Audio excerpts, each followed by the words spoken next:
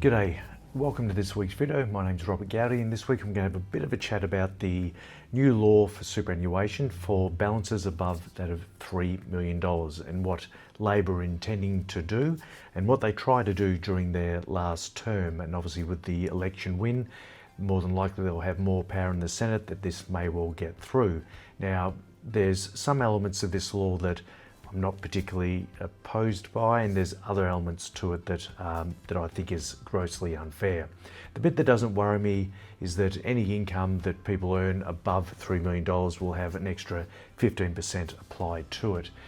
So I think if, as an individual, this is not based on a couple, as an individual, if you've got $3 million or more and you pay 15% extra, so 30% on the income above 3 mil, it's not going to be too harsh. Maximum tax rate of 30%, not too bad.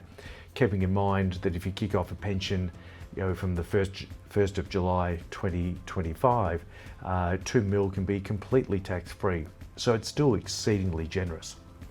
What the problem is, the bit that I think is grossly unfair, is taxing any capital gains above that amount, and that capital gains is on unrealised assets. So this part is completely unprecedented, that we've never really been taxed on unrealised capital gains in the past. So that part's unfair. But as always, like with any changes that we see, there's going to be time to strategise and to make changes. And the first thing that you might think about is, well, we can take money out of superannuation. Now, there's a lot of people that are possibly watching this, and a lot of those are my farming clients that have farming land and big lumpy assets within superannuation.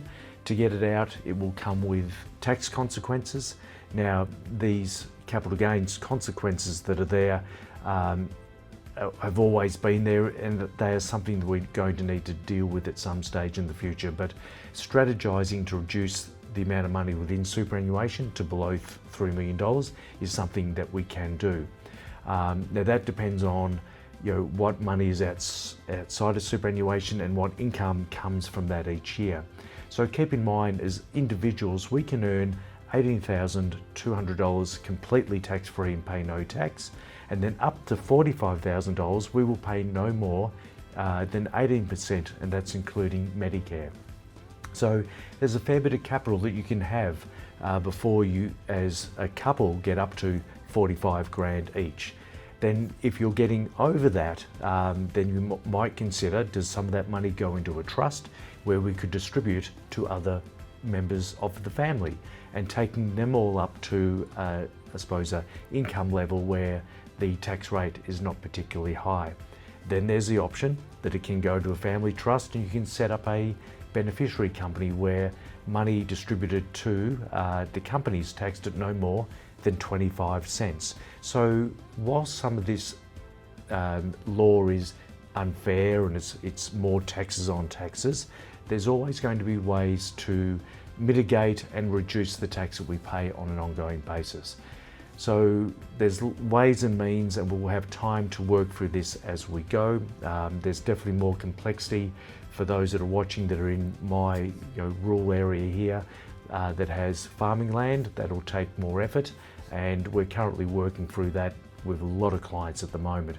And that's become more problematic because farming values have gone up by so much, and the capital gains that are sitting there is a problem.